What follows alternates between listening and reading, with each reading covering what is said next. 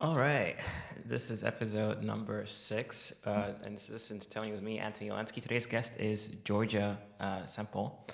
She's a University of Cambridge engineering graduate turned catalyst doer. That basically means a hustler.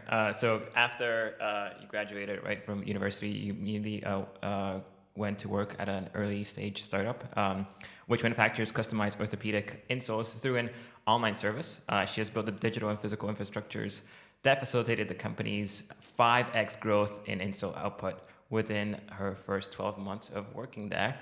You're also interested in healthcare, particularly FemTech and manufacturing spaces. And I remember I first met you at a bar. We had this like kind of get together before the program like Entrepreneur first started, and you were really fired up about this space. What is FemTech? So, FemTech is kind of the application of technology to support women's health. And it's something that's really kind of close to my heart because my whole family is involved in healthcare, and I'm an activist for women in a lot of ways. I really want there to be equality, and I think that healthcare is one of these things that has been designed for men, and we're in this kind of new age where like we're starting to realize that 50% of the population is not a niche group, and really like if we treat it as like, you know, a huge group of women who are going to be leaders and are already leaders in some cases, you can really change the world because the more diverse of a perspective you can get, the better. And if you can kind of help people's health and well-being, then it just is kind of a virtuous circle. And yeah, like I was really passionate about this, but started to realize more recently that because I don't have like a strong healthcare background myself, it's probably better if I lean more into my kind of engineering and operations side. Yeah, but before we get there, I'm curious. What do you mean it was designed for men? Because women, I've been here on this planet, as since like humans basically, right? And so yeah, what does that mean? Like it was designed for men, even though women were part of the process, right? They're like So known, well known. yeah, so there's a few elements to this. Like I mean, traditionally, mostly men would be doctors, and still are quite like a majority in Mm, research for medicine.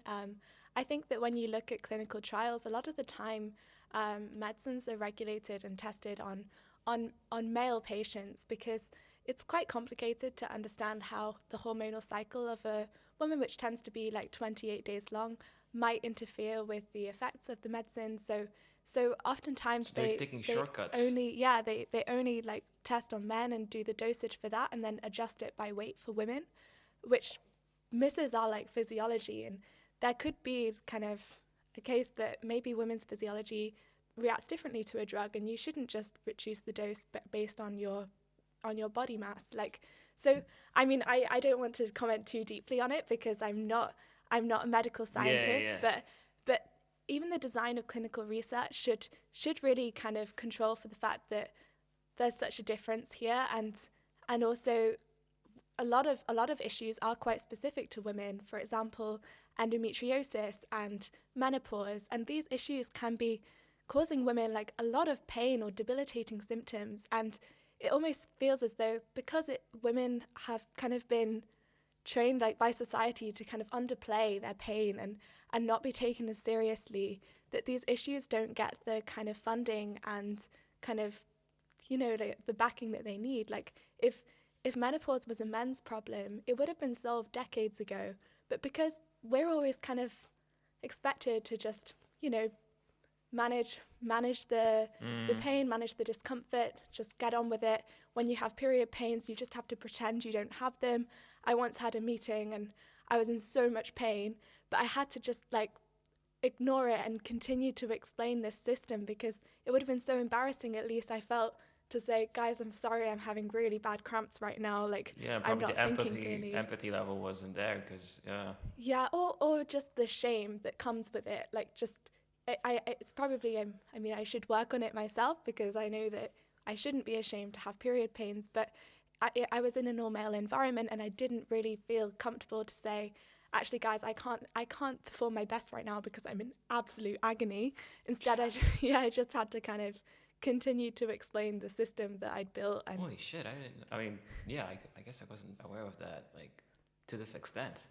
yeah, exactly. It's kind of I guess it's for me, I'm quite lucky. I only have like one day where I'm in a lot of pain, but for women who have endometriosis, it's What is extremely. endometriosis? So this is when okay, I hope I get the definition right.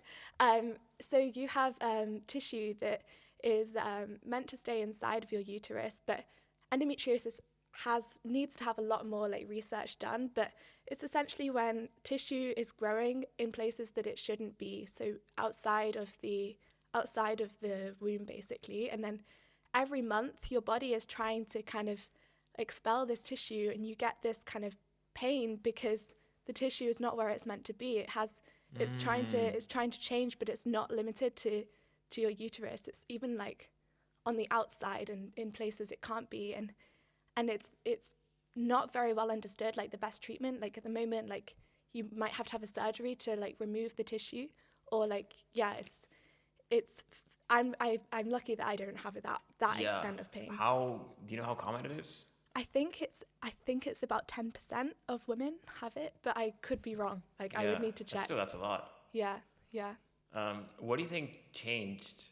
Meaning, like, why is this now coming out? And like, why are people like, why are you, for example, like, why wouldn't someone who was like, if you were born in the 50s, why wouldn't you be talking about FemTech or like these issues?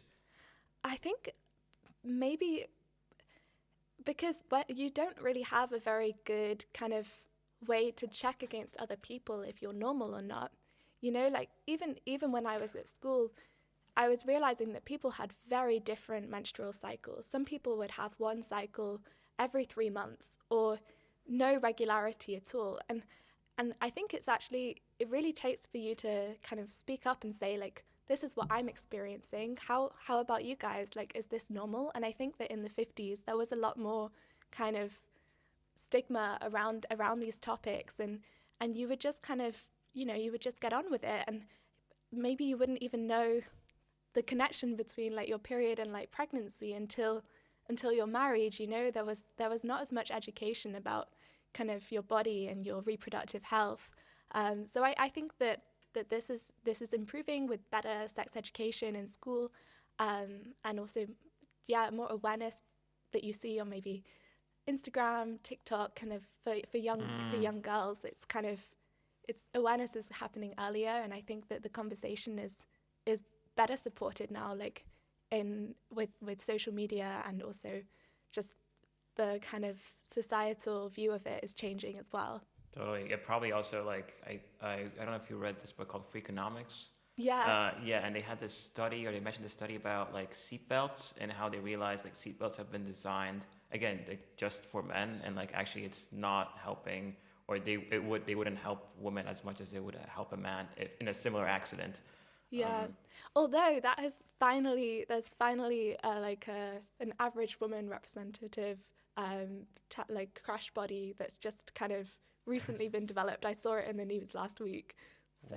What would be the difference, or why did it take them so long to develop like a female dummy? You know what I mean?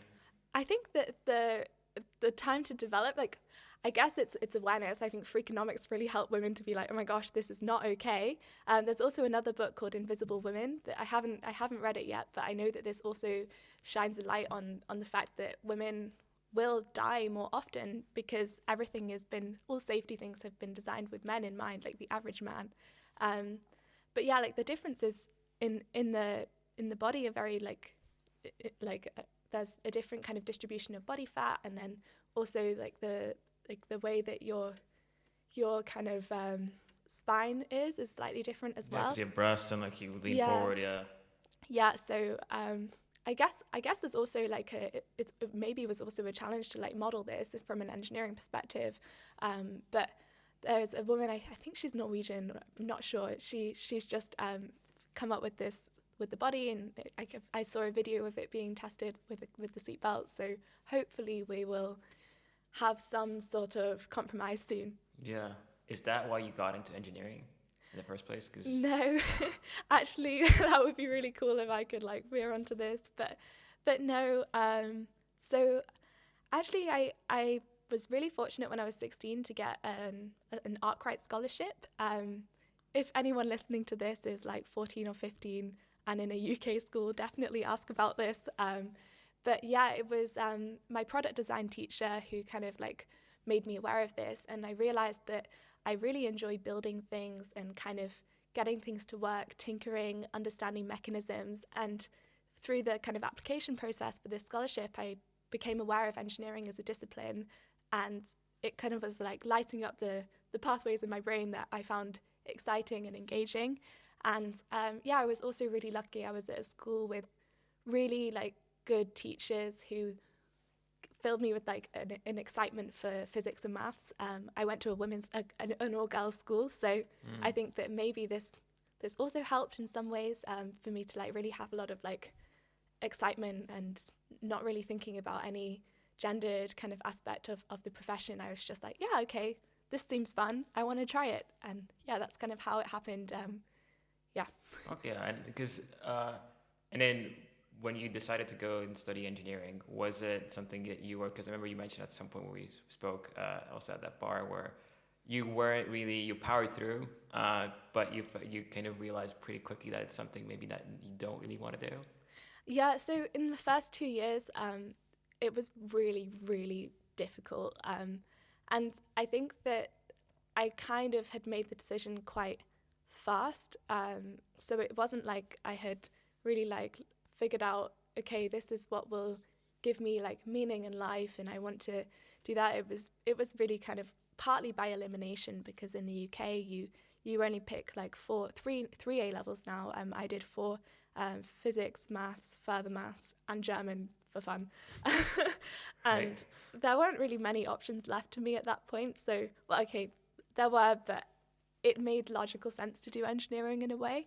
And yeah, like whilst I was studying, I in the first 2 years I felt really like maybe this isn't for me. Like I'm not enjoying the topics. It was really like so much work. Like going into the third year, you had to be at the same level going into third year as if you had only been studying one topic, and we had like six topics in the first 2 years, so it already felt like 6 times the workload of like of maybe another course somewhere else. And it was very hard to feel like I was good enough, because I felt like my understanding was like superficial in lots of things instead of being deep in one thing.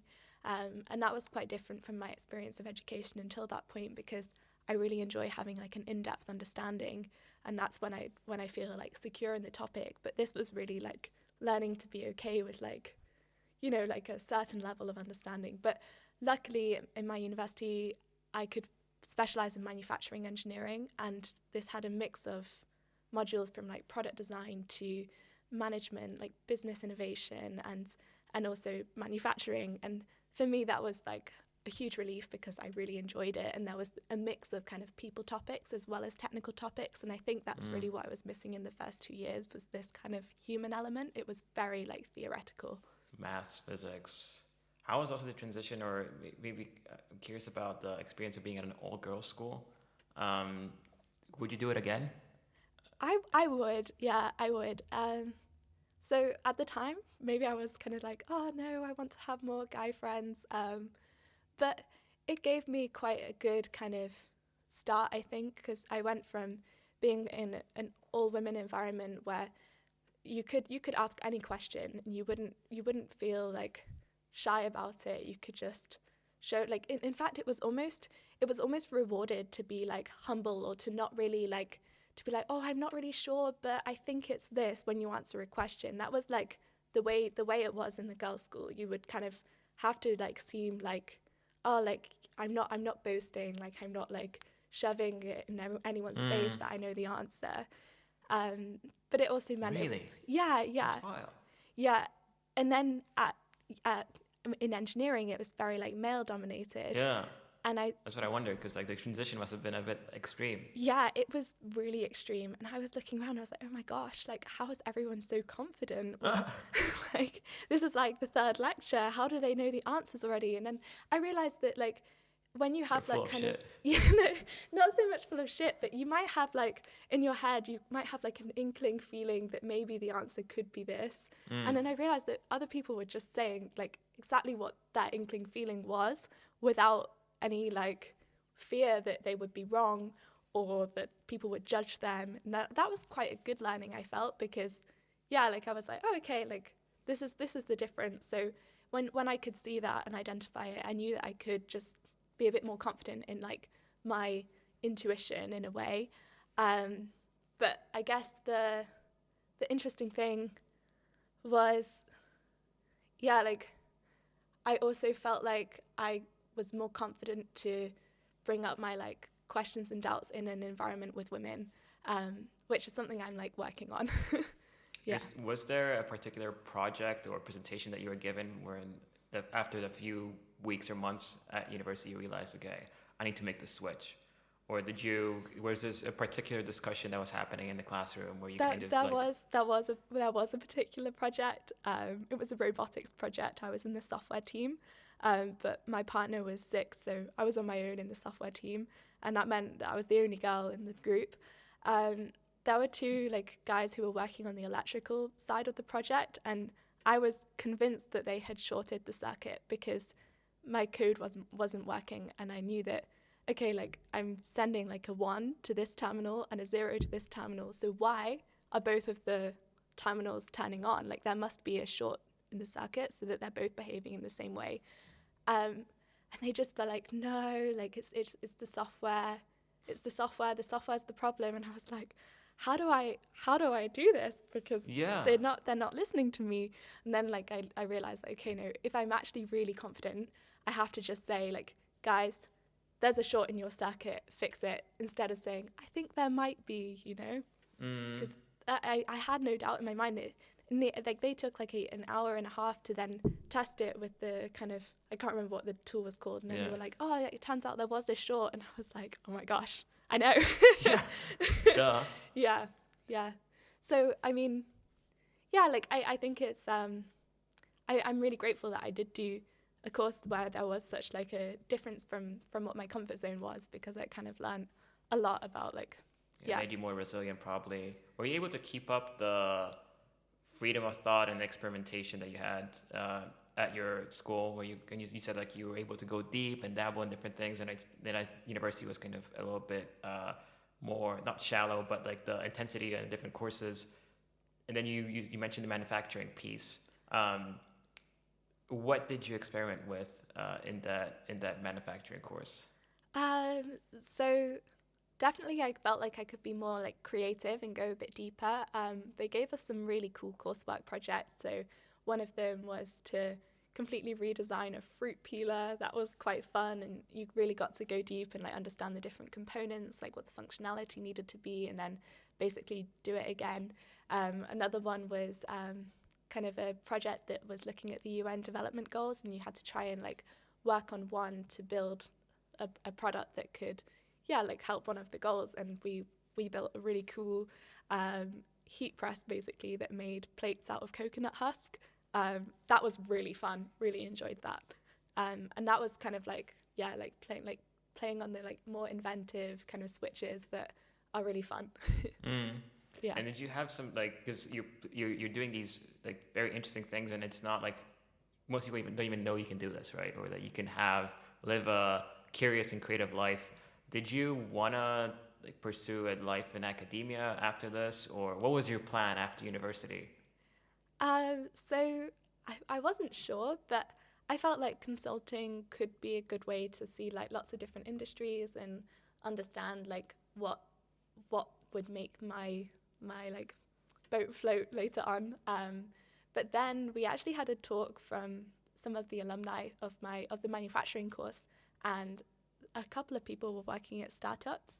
And before this, all the careers fairs were just like finance and consulting.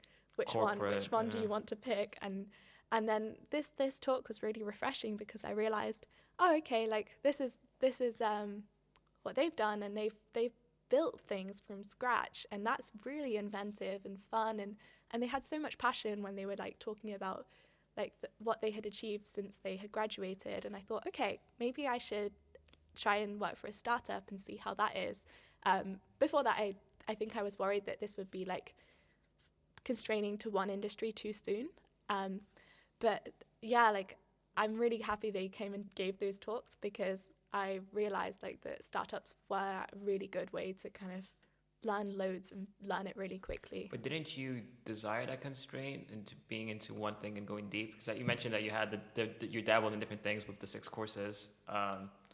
Why did you want to go into consulting? Because it seems like you didn't really want that, or Yeah, I'm not sure. Like everything was going really fast. Like it was a 4-year course to do the masters, and it was like bachelor's and masters, and every holiday I did an internship, a 3-month internship.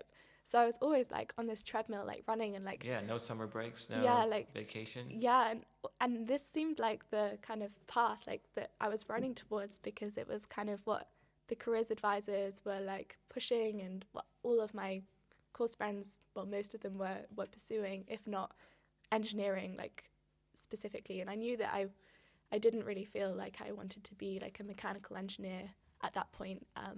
I wanted to do something more like business and people minded. Although I do think engineering is also like business and people. I just wanted to do something else. And yeah, like you're right. Like I shouldn't have constrained my thoughts into consulting, but I did somehow. I did the same mistake, so yeah.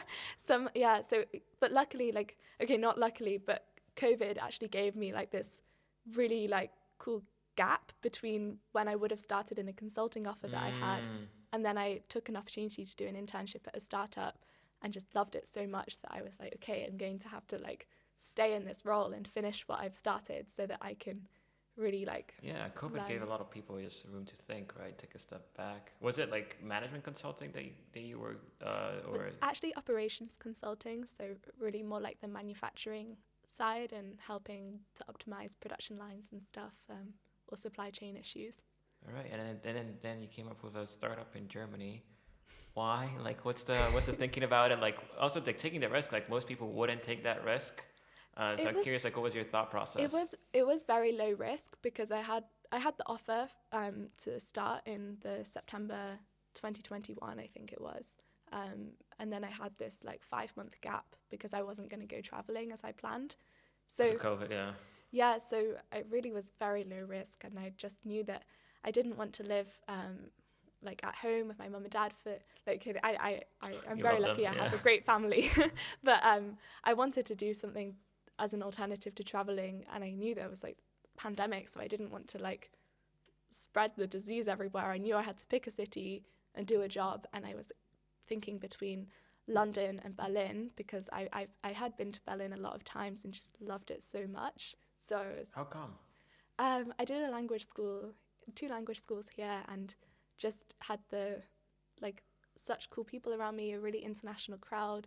I felt like everyone was quite like authentic and like exploring, and I just wanted to come back here and feel that again. Like I think it's so much to do with like where you are in your like mental space when you're experiencing a city, but at the same time I did love the city, so I wanted to give it a go again. And so I picked Berlin jobs to apply to on the Sunday, and I was going to apply to London jobs on the Monday, but by that point I already had the reply from the first job I applied to in Berlin, and I was like, okay, like this seems like why not? Exciting, yeah. And I thought that Germany would handle COVID much better than the UK. Just like from the government point of view, it turns out that maybe that's true, but it was also a really strict lockdown, so it was really hard moving here during a pandemic. But you had friends here, you knew people, so it wasn't like such a tough transition.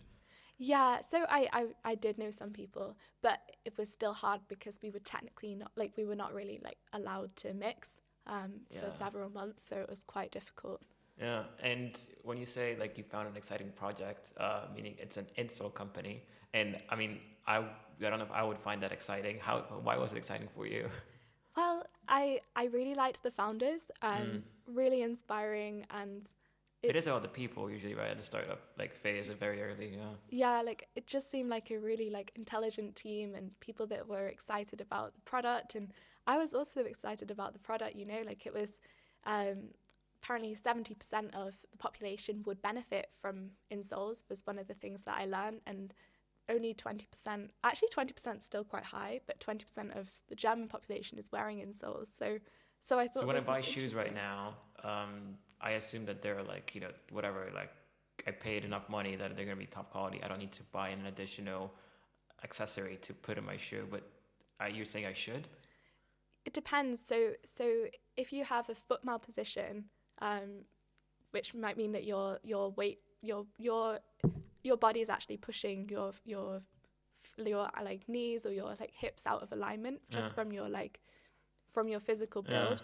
The shoes that you buy like won't be counteracting this in a way. So if you notice that you have knee pain or any like hip pain, if you go to your orthopedist, they might tell you, oh, actually you've got one leg is slightly longer than the other, or like you've got a flat foot, or you're leaning out. You need to have insoles to correct this. So it's not so much about like the quality of the shoe that you build; it's about correcting the kind of the way that And also you're standing. customizing it to your needs. Yeah. Most people don't think about that though. I think I just bought insoles once when I bought some shitty shoes and really didn't feel like they were comfy. But then you buy like a Nike pair, right? And they're so cushy and nice, and you think everything is alright, but maybe. Yeah, actually, what I found weird was that they're not the when I got the orthopedic insoles, they're not super comfortable actually. Like when they're trying to correct the way that you're standing, it can actually be quite uncomfortable. But then I realized like a few weeks in that I was walking in a better way, so it was quite I did find the product really interesting, and also like the challenges that come with manufacturing a custom product and making sure that you deliver the quality. That was really fun with my background. Yeah, I was like imposter syndrome. I don't know. You're a fresh grad and you come and you're trying to optimize the operations of an insole startup. Like, how did you go about it? So actually being a fresh grad, I think really helped me because I had a lot of the theory fresh Mm. in my mind. So when I got to like design the factory layout from scratch, I was like, oh yeah, let me get my lecture notes out. This is something I didn't ever expect to have to do in my professional career, but I was so excited that I got to do it, and it was really fun, and the founders were so supportive and like really trusting as well, and also quite grateful to have like a manufacturing engineer in the team, I guess, because otherwise you would just make these decisions kind of ad hoc and try your best and then fix it later. But we were really like careful to like make sure that we had optimized the flow for like the material efficiency, and then the other stuff. Well, I was definitely out of my comfort zone in some ways. For the IT things, I didn't study software engineering as a specialism. Like I knew some, and I'd done a few internships, but I did feel a bit out of my depth when building all of the digital infrastructure. That was really hard. Was the factory in Germany? Yes, it's actually in Berlin. Whoa. So like, you showed up and you guys bought a piece of land and you started building it from scratch, or? We bought it was already built. We just bought we had like an empty floor plan to fill with machinery. Yeah. What is the process of actually establishing a manufacturing facility? Like when you said you took your school notes and like, how does it work if I So wanted to open a factory today? yeah, it's quite so you have to know like what kind of product you're building, if it can be a continuous like production line. So say if you're having to produce very high quantities and it's very standardized, then there's some frameworks here for choosing like the right like layout for and process for the product that you're building. We were building with like a batch process, so we would do like 20 installs at a time, and there would be some variety. So for this, the best way to do it is to do kind of a production layout where you've got like zones for different parts of the process. So you understand the steps needed to make your product. You kind of make a list. It's quite intuitive because you know that, okay, like I don't want the product to have to like keep going back on its path. You want it to kind of go in one direction. So Kind of like a car manufacturing facility, right? They just kind of add each part on the way, and then Kind of, but for this it was not so much like a car manufacturing facility, because it wouldn't like stop in a particular zone and then do like, you wouldn't do like 20 and then move all 20 to the next. In car manufacturing, it tends to be the car like going round in one direction belt, continuously. yeah. Yeah, so then you have to like understand like how to do your line balancing. So you know that maybe one process takes 6 times as long as the other. So either you do 6 times as many stations in the next one, so that you kind of have the right batch size optimized, or you can say, okay, well, we're going to have like a holding bay, and there's actually not that many people who are trained on this particular part, so maybe we make the one upstream a bit smaller. So you have this kind of in mind. So yeah, we did some time studies to know like how much does each step in the process take, and then kind of planned the space accordingly. Yeah. Do you have humans doing it, like the actual assembly, or was it also just? Yeah, so it's like in German like Handwerk, so I guess like craftsmanship, Yeah. and that was really important for the business, because they really wanted like a brand of like quality, handmade in Germany, and this was kind of the way that we kind of designed the process as well. And when you're like looking back now, or even comparing yourself to your peers that did the consulting gigs and whatnot, how was it being what like why would you call this company a startup versus like a normal insul manufacturing company? What was the difference between going and working for um, I don't know what the incumbents are in the insul manufacturing space, but Yeah, like so we had no legacy processes, so it was genuinely like building from scratch and iterating as you go, and really like the kind of turnaround times were more like days instead of like months. So I could have an idea, run it by someone, and they'd be like, yeah, that sounds really cool, build it. And then I would be like, oh, cool, yeah, like I'll yeah. build it then. And then like the following week I would see it being used and helping the process in some way. And that was really energizing.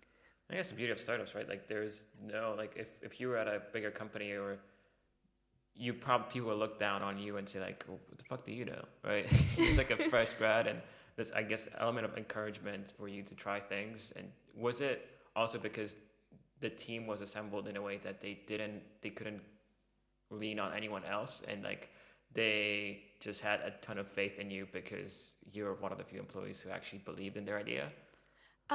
So the team was very good, but if we were maybe like, there wasn't a lot of resources in tech and operations. So there was an element of you're being the most qualified in the room to make that call, which was quite terrifying because I was a grad. But yeah, like I sometimes would express these concerns, and they would be really like it's okay if you make mistakes. Like we understand that we put you in a difficult position, so like we trust you, and just like yeah, like go ahead, and then we're not going to be angry if you made the wrong call. Like this is a risk that we have, and yeah, like that was quite scary at times because I'm a bit of a perfectionist. But it was also like, I guess, a good learning for like when I want to build my own startup, that you don't have to be perfect all the time. Sometimes it's about like the speed of decision making that is going to help you progress quickly, and then you can fix some stuff later. And I think the skill is knowing like, when is it going to be really hard to fix later, because actually you probably should ask an expert in this case. Yeah. Yeah. Was that the biggest realization? Like when you mentioned like at college, you had this thing where like, oh, you can just actually pretend, or like you can be confident and not have the full data to back up what you're saying. Was this the kind of aha moment when like in terms of being at a startup that just take the risk, and most of the times like they're reversible? Yeah, maybe I wouldn't say like being confident without the data to back it up. Like I would say it's more about like understanding like in what ways this decision is like maybe a bit vulnerable, and then being wary of that and taking the decision anyway because you know it needs to be done, but then knowing like, okay, like I do need to monitor this and make sure that the thing that I was worried about is not going to hold true. And yeah, like that's more like I'd say it's like a stack of things that are in your like back of mind, and I would manage this in tickets or something to be like, okay, I should revisit this later. And most of the time it was actually fine, and like decisions that I had taken in doubt, when I would check back and ask like an IT security person, I'd be like, did I do this right? Then it would sometimes be okay, sometimes less okay. Not like, IT security like was usually fine, but yeah, like it's good to know like when you've made a decision in doubt and where the doubts were from, so that you can know where the vulnerabilities are. Yeah, you mentioned the real world, and I'm curious, like, what was the expectation when you're coming out of college? Because even people listening to this, or I myself sometimes catch myself like, is there like, did I expect this to happen, or like, what were your expectations coming out of the academic? You worked so hard, right? You really grinded it out, and then suddenly you're building a manufacturing facility for Intel company in Germany. Uh, what was the kind of expectation versus reality? um, so I think that my expectation was, I mean, I do think this is still reality in some ways, but my expectation was that there's usually there's an expert that knows the answers to everything. And this is not always like true in some contexts. And sometimes like if you are asking the right questions and being like really critically thinking about something, you might be the expert, and that's quite scary. Like there's always going to be someone who knows more than you, but if you don't know who that person is, like you might actually just have to be the expert. And Yeah. that's where it was really like different from my expectations, because I was like, wait, how can I be the expert in this situation? But yeah, it was that's where the expectations and reality were like different. Yeah, and and going back to the thread of like curiosity and how you try to do or could do a lot of things when you're in high school, uh, did you feel like you could apply that curiosity in the kind of workplace environment, or not really? And then that's why you decided to, because now you're embarking on building your own thing, low key. Yeah, I particularly at the start, I felt like the curiosity was great, because I was really interested in other business units. Like I would often like have chats with like marketing and like social media, and try to understand like what the strategies are. How do you know when you're performing well, and just be curious about this. And then sometimes that would spark questions kind of from an operational point of view, and I'd be like, oh wait, I actually have data for this kind of thing. What if we extract it? Can that help marketing? And then the marketing team would be like, oh yeah, actually that would be really good for our segmentation. And then there were kind of like ideas that would come from like taking curiosity in other business functions, which was really cool. But as the role progressed, I got more and more like maybe stretched in terms of like managing ERP implementation, helping manage the tech team, helping with operations, and doing a lot of like firefighting and task management. And when it was getting like this, I didn't have much space to be creative and kind of approach other teams and just have casual chats where you get these ideas. Yeah.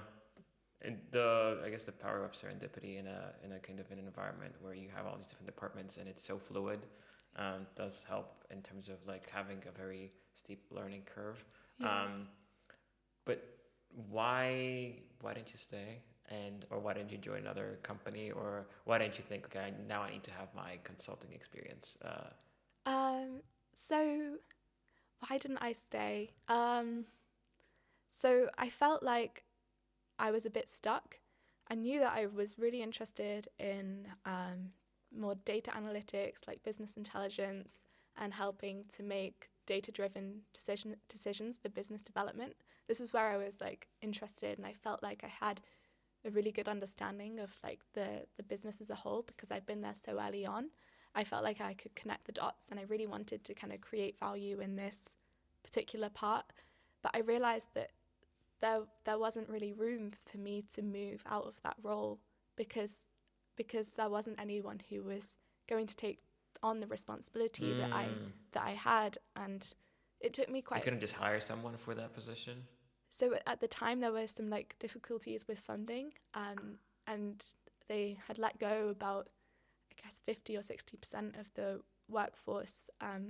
Yeah, That's so a lot. yeah, so it was very hard. Like there were so many things with like investors and stuff like for everyone, I think most startups were having difficulties. Like we were seeing like Gitty and other companies also letting go like loads of people. That was what, somewhere 2022? Yeah, Yeah. yeah.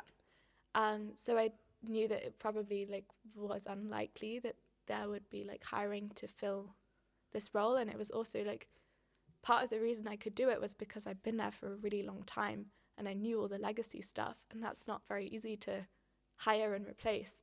It's kind of You got the institutional knowledge and like so I realized like I was really stuck, and I had been trying to change the role for like several months, but I was realizing that it wasn't changing for a reason. And this was when I was really sad because I really loved my colleagues and I loved the company and I loved like the co-founders were great, but I just realized like this is what I need to do for my own like development, but it's also what the company probably needs, because the reliance on like one person can't keep on like increasing. Totally.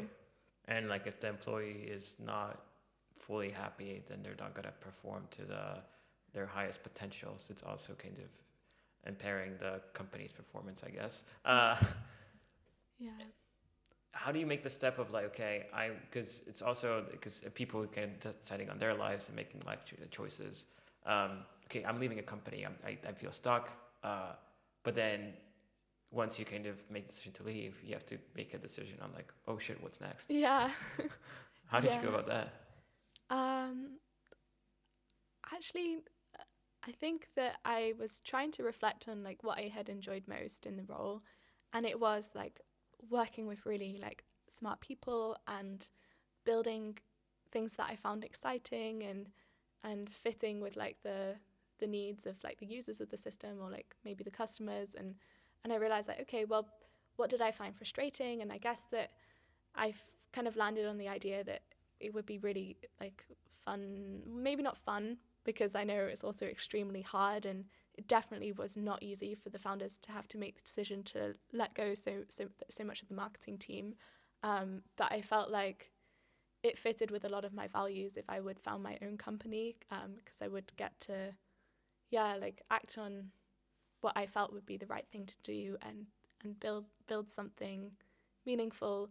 But I did also consider like whether consulting or working for another company would be a good thing, but it felt like a good opportunity just to do entrepreneur first, because it's like quite time limited, and if you the potential reward is so high. Like if you found a company with a co-founder you are really inspired by and with an idea that you're passionate about, like there's really like infinite gains, and like the maximum you can lose is like 3 months of your time, but it's not even losing then because you learn so much. So for me, I felt like it was an obvious choice because of the learning opportunity and the potential like to found something in something that you really believe in.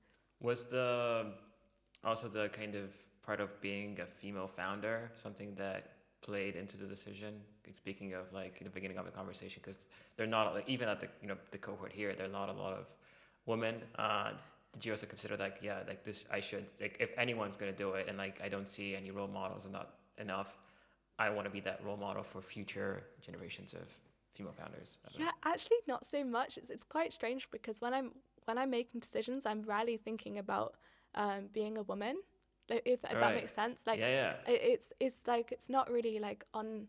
So I thought maybe it's a lot on your mind. So could you clarify that? not so much actually. Like it was mostly based just on like my experience and feelings. Like if I really thought about my like being a female founder, like not so much. I just want to do like a really good job and to like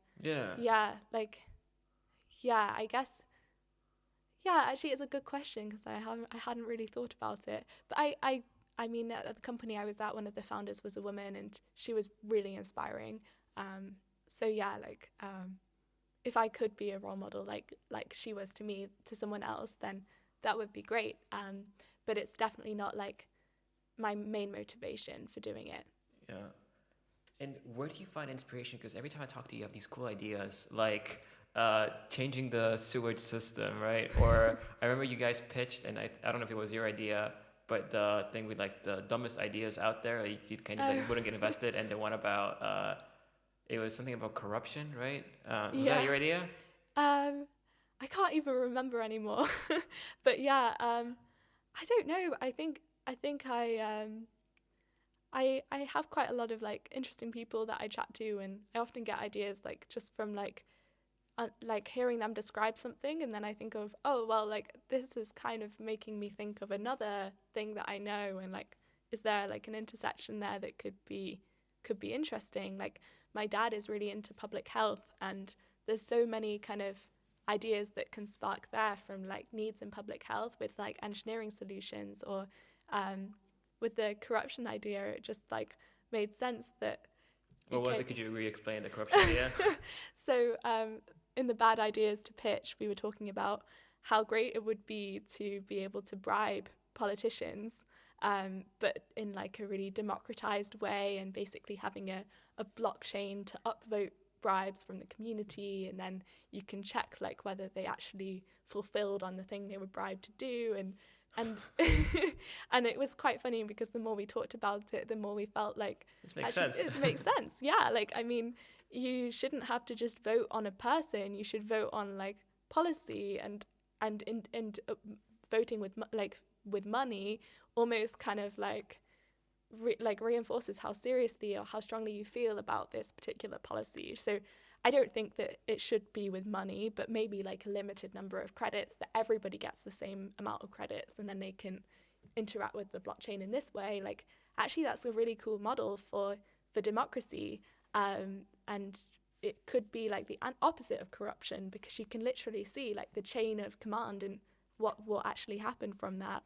Um, so yeah, like it was just a fun kind of thought experiment that then kind of like pointed more towards like, oh, this could solve a real problem actually. Did you think about pursuing this at any point? And like, maybe some doubts crept in, or like I'm working right now on, because you right now you're working on drones, correct? Yeah, I'm working. Yeah, we're looking at how we can make beyond visual line of sight operations safer, so that the aviation authorities are more supportive of drone adoption. Um, yeah, that's what we're looking at the moment. What went through your head when you heard that for the first time? Because it wasn't your idea, right? No, no. What went through my head? So actually, like I was a little bit skeptical at first because I felt like, 'Cause most people would be. I'm just curious because, like, because we hear about these ideas every day on the news or like flying cars or, but most people would be like, yeah, this is fucking crazy. Like, there's no way this is gonna happen. But yet you went like, oh, this is, I don't know, but I'm gonna give it a go. Think about it, break it down. What's like the process? How do you make sense out of these wild ideas? And how could I be more like you? I guess. um, so for this particular idea, the person who I'm working with, he has so much like positive energy, Mm. and I really felt like there must be something here, like, and I really liked like his kind of inventive approach. So I knew that if we kind of worked together, we would hopefully find something that we were both really excited about. So even though initially I thought, okay, I'm not sure like whether this particular idea has legs, if I jump in and try to make it work, we'll probably like have a process where something else comes up where we're like completely convinced. But actually, even though this idea seems quite like futuristic, it's actually already happening in a lot of applications. It's just that it's mostly happening in like rural areas at the moment. It's actually happening a lot in some African countries to deliver medical supplies. And like the more hours of flight that you get where it's safe, the kind of more convincing it is that this could be, the future. Could you re-explain the idea and like what would the future look like?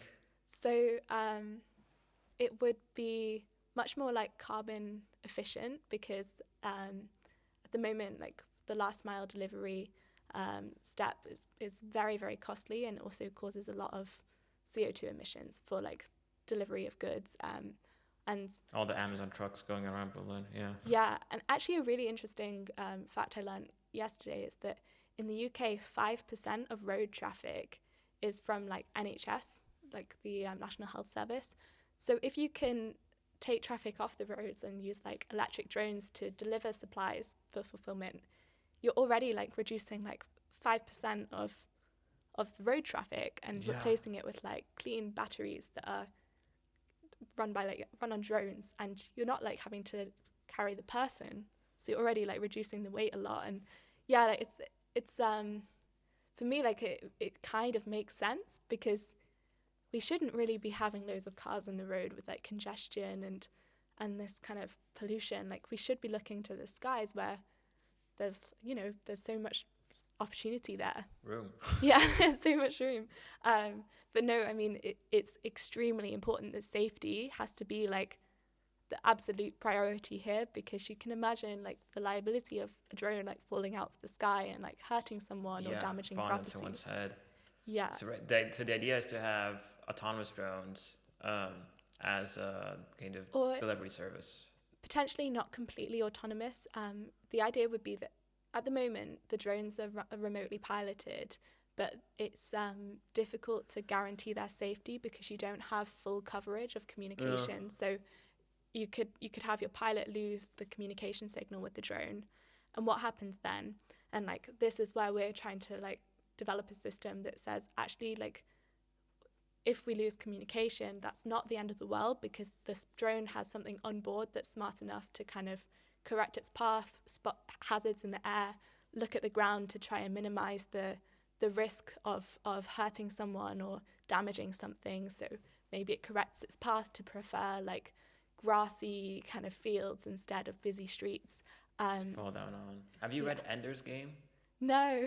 Have you heard about this book? No. It's a sci-fi book. I read it recently, and it's about I don't want to spoil it, but or it's like in the future, humanity fighting against aliens, and they pick kids and like from like age 6 and train them to be part of the Air Force, the Space Force, to kind of go and fight them. How do I say about spoiling it? But basically, an idea could be for the drones just to have a video game where like you make people, pilot a drone a certain way to a certain location. I love that idea. Actually, my co-founder had a really similar idea. All right. That you could like train the drone from like video game interactions. But yeah, like it's exciting at the moment, and yeah, like one of the kids goes rogue, but and then decides like, fuck it, I'm not gonna go that way. I'm just gonna fly into the because they don't know if it's real life or not, and then if that has real life implications. And in the book, whatever, spoiler, right? Alert. the one of the kids basically leads a fleet, and he's been like really pushed to play a lot of these games, and it's just so tiring. And in the end, he realizes that all the time he's been playing the games, he's actually been killing real people. Yeah, and like because kids are like the brains, they kind of realize that it's way easier to teach a kid to play a game from like a very young age and to be just completely zoned in versus an adult, right? To lead like that has a lot of experiences that could distract them, et cetera, et cetera. Once you focus kid just on this, learn how to run a fleet of fighter jets in a video game, like they would ace it, and the kid did, and they won, but. Yeah, but also at what cost? Because then the kid at like age 14 realizes he has annihilated a whole civilization, which is crazy. Yeah, wow, that's definitely food for thought. Yeah. So drones. But and you haven't like, it's just early days of your entrepreneurship journey, but how does the journal look like? What are the hard things, or what are the things that go through your head or have gone through your head in the past few weeks, just as like maybe a precaution for people who are thinking of, or just people who could be aware of like that it's not maybe that easy, or maybe it is. I don't know. Yeah, I think one thing, I mean, everyone uses this, but like imposter syndrome can be quite difficult, like kind of waking up and like making the choice like, yeah, like I can do this, I have this opportunity because I have like experiences. Like it can be really hard because it's kind of this very uncertain path. You don't know what your life is going to look like in 3 months' time, and that's very new territory for me, because I've always kind of been like in like university or in like a startup working and knowing like, okay, there is a bit of uncertainty in a startup, but there was always kind of a routine. And when you're doing your kind of entrepreneur journey, it's really up to you. Like nobody is going to tell you like, oh, like why are you late for work today, or like nobody's going to tell you, oh, go home. Like you have to do like all of this. It never Yeah, stops.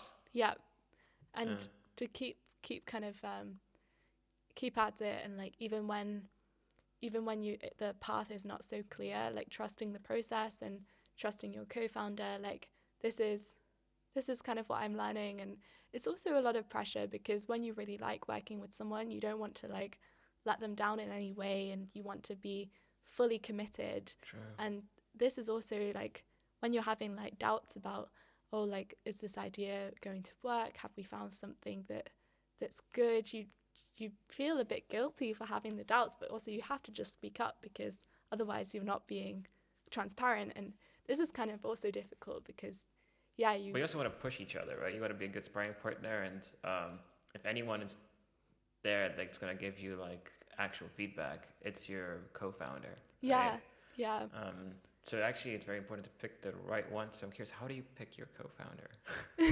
Apart from the idea space, like, okay, the drones and then the potential of it, really cool.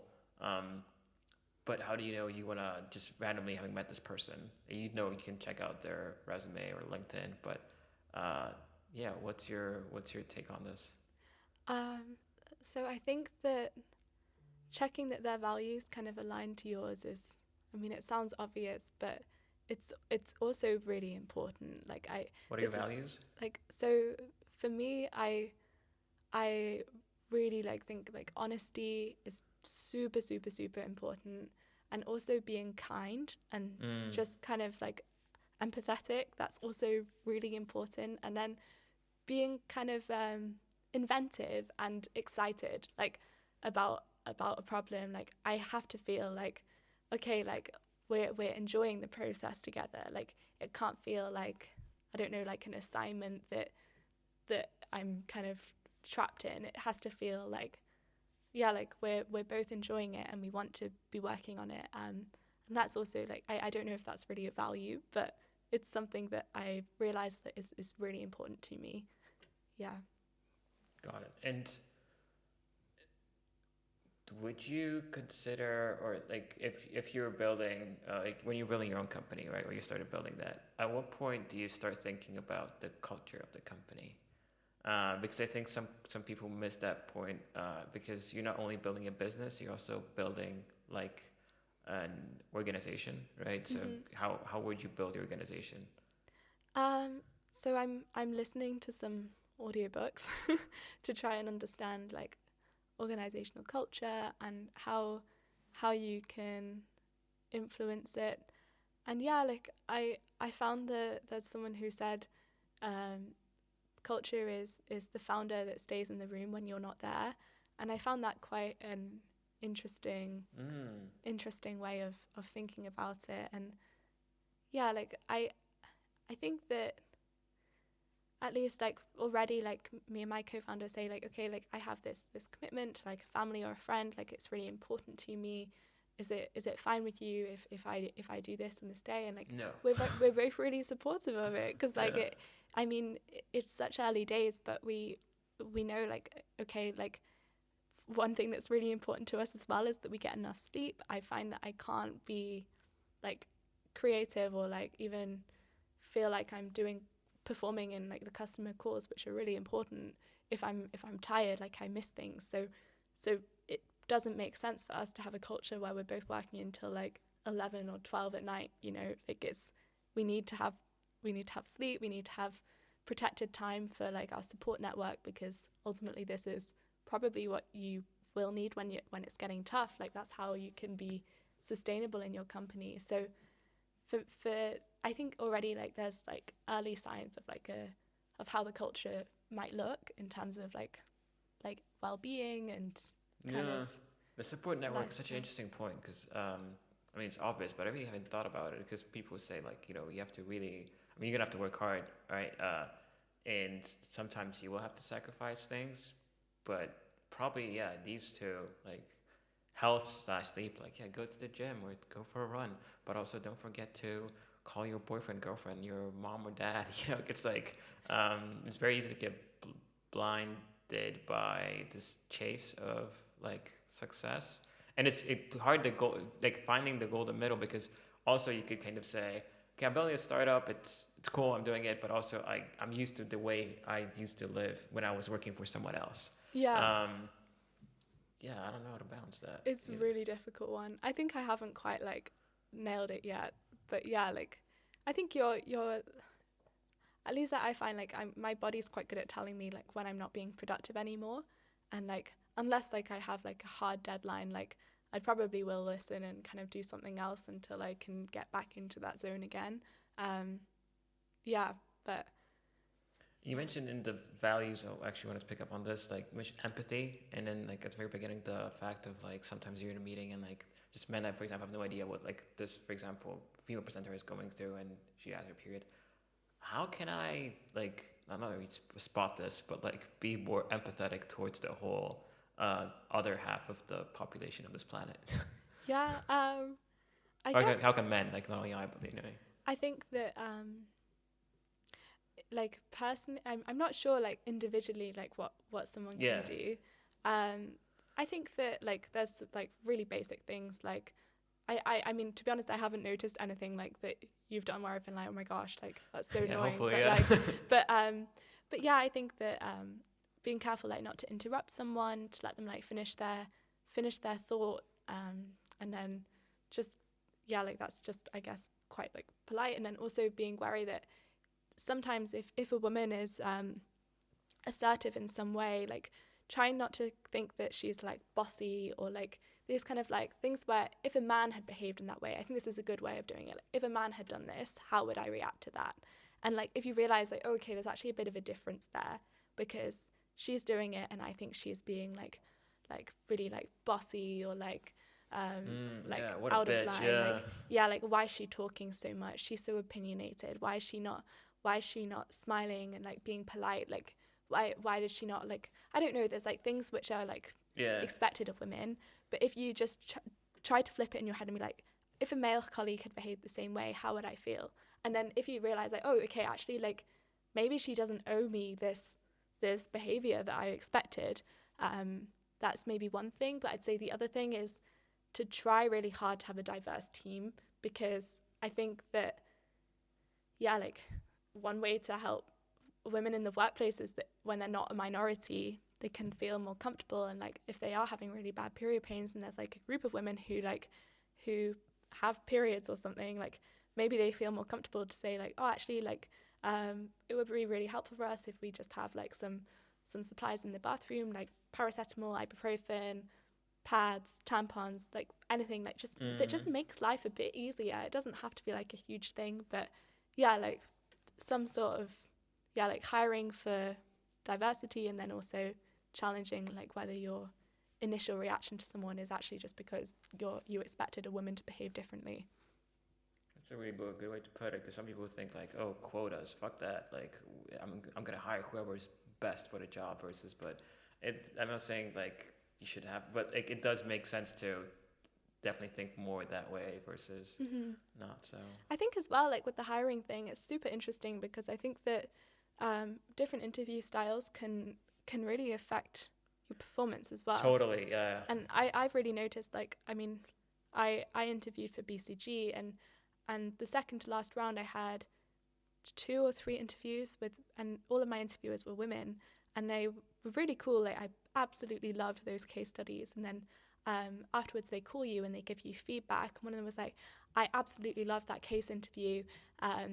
Like such interesting ideas, really creative. Had a great time and really hope that we get to work together. Like she said this, and I was like, oh my gosh, that's amazing! Like I'm so excited. yeah, And then the final round was like 3 male partners interviewing me, and like I don't think it was like anything that they did, but I just performed very differently. Like, and maybe it was the topic of the interview because the other ones were more like product marketing, quite like creative ones. And then my final round, it was all finance and like ooh, merger and yeah. acquisitions. But I really felt like a very different person, and then I didn't get the job, and something that I'm really like, oh, like maybe if I were like running a company and I had the opportunity to have gender diversity in the interviewers themselves, that would be one way that I would try to kind of improve my diversity in the people we hire.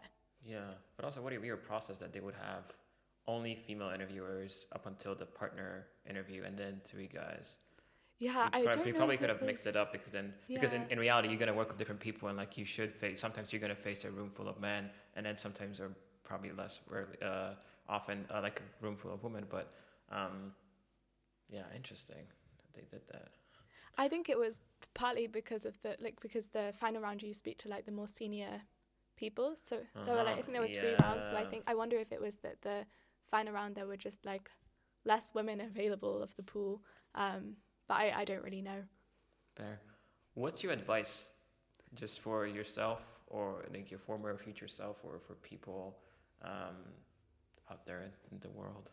Ooh, it's a good question. Um, I think that maybe to kind of try to trust the process, and if you're having like doubts or feeling anxious in some way, try to like at least I try to inform myself on the topic more to try and change the way that I'm feeling. So if I'm getting like really like anxious about something, it's normally an indication that I need to like do some work to figure something out, like whether it's building a diagram or like a process map or researching a topic so that I feel like I have a better grip of it. Like try to like not like hide away from like the feeling of like I don't know if I would call it imposter syndrome, but like a bad feeling of like being really anxious about something relating to work. Try Giving to up on use it it. also, yeah. Yeah, try to get like ahead of that and just try to like react in a way that is a bit more constructive, because I think it's very easy to just like like open your phone and scroll instead of like like helping like the situation by doing something to change it. Like face your fears and Yeah. like do something about it. Yeah. Yeah. Well, thank you. Thanks This so is much. wonderful.